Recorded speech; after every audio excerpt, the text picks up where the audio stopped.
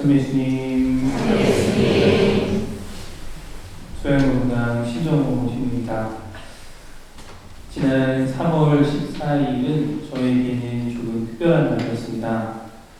저희 누님이 불의의 사고로 하느님 품에 안긴 지 정확하게 20주기가 되는 날이었기 때문입니다.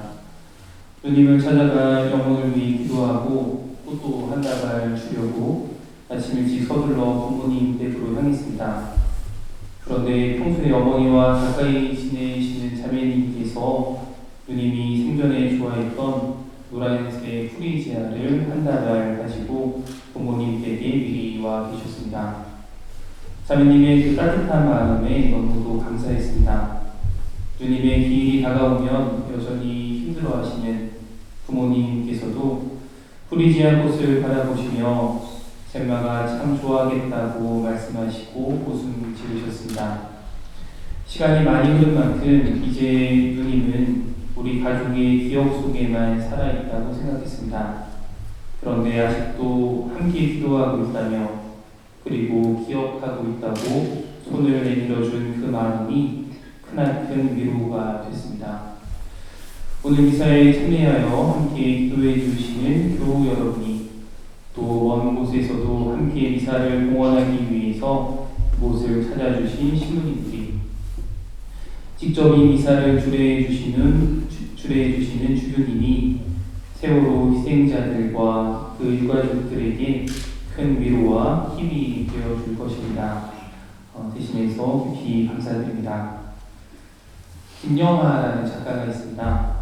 이분이 연세대학교 경영학과를 다녔는데 6월 민주항쟁 때 사망한 이한열 열사가 같은 과 친구였다고 합니다. 최근에 김영하 작가가 이한열 열사를 기억하며 쓴 글을 읽었습니다. 일부분을 읽어드리겠습니다. 한열이 자꾸 소환되는 것은 우리가 바로 그렇게 그가 살아남았다면 살아갔을 그런 모습으로 살아가고 있기 때문이다. 누군가 우리를 대신해 죽었기 때문에 우리는 그를 기억한다. 모두의 마음속에 그런 존재, 조용히 기억하고 기리는 이가 있을 것이다. 누군가에게는 그게 전투일이겠고 누군가에게는 그게 세월호의 승객들일 것이다. 나에게는 그게 한열이었다.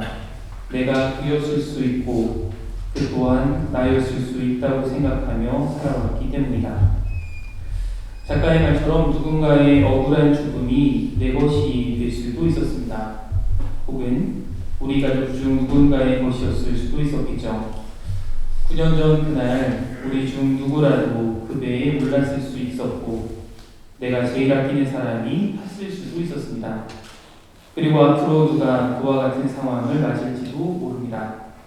그러니 그들의 희생을, 그들의 아픔을 나와는 상관없는 것으로 여겨서는 안 됩니다.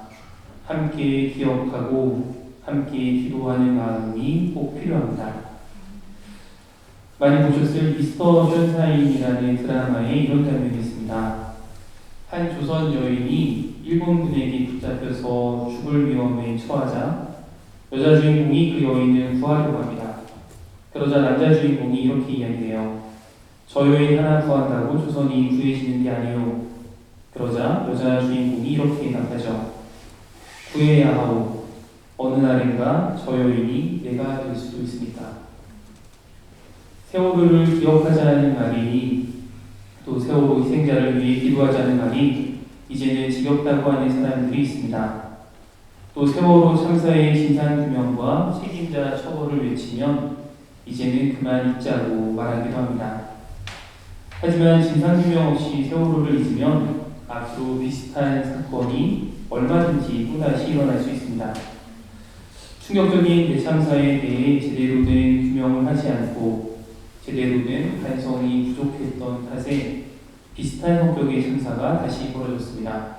우리 모두 알고 있듯이 작년에는 무려 150명이 넘는 사망자가 발생한 12구 이태원 참사가 발생하기도 했습니다. 그렇지만 이번에도 역시 아무도 책임지지 않았습니다. 책임은커녕 오히려 희생자들에 대한 추모를 방해하고 또 모욕하는 사람들도 있습니다. 우리도 이런 일들이 나와는 상관없는 이들의 이야기라고 생각할 수도 있죠. 하지만 앞에 드라마 주인공 말대로 어느 날인가 그들이 내가 될 수도 있고 그들이 내 가족이 될 수도 있습니다. 그러니 세월호의 희생자들과 유가족들 그리고 비슷한 참사로 아픔을 겪는 이들을 외면해서는 안 됩니다. 세월호 희생자를 추모할 때 자주 부르는 노래가 있죠. 진실은 침몰하지 않는다. 가사가 이렇습니다. 아주 단순해요. 어둠은 빛을 이길 수 없다. 거짓은 참을 이길 수 없다. 진실은 침몰하지 않는다.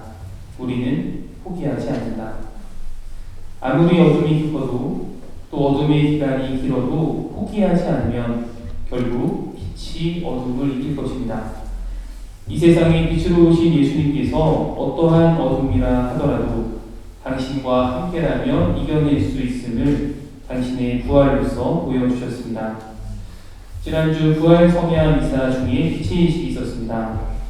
완전한 어둠 속에서 그리스도의 빛이 부활초에 밝혀졌고 그 빛은 우리 각자가 들고 있던 작은 초에 옮겨졌습니다. 그리고 다시 그 빛을 옆 사람에게 전달하면서 어둠으로 가득했던 성당이 마침내는 빛으로 가득 찼습니다. 이처럼 작은 빛이라도 여럿이 모이면 어둠을 이길 수 있습니다. 우리의 작은 움직임이 또 기억이 사랑이 위로가 시간이 흘러도 작아지지 않고 빛이 퍼져나가듯 점차 퍼져나가기를 바랍니다. 그렇게 어둠은 점차 작아지고 거짓 뒤에 숨겨진 진실이 밝혀지기를 바랍니다. 마지막으로 세월호 희생자들과 유가족들 또 어둡고 무거운 마음으로 지내고 계실 참사의 생존자들의 마음에도 주님의 위로가 있기를 바랍니다. 우리는 곁에서 잊지 않고 함께 걷겠습니다. 그리고 기도하겠습니다.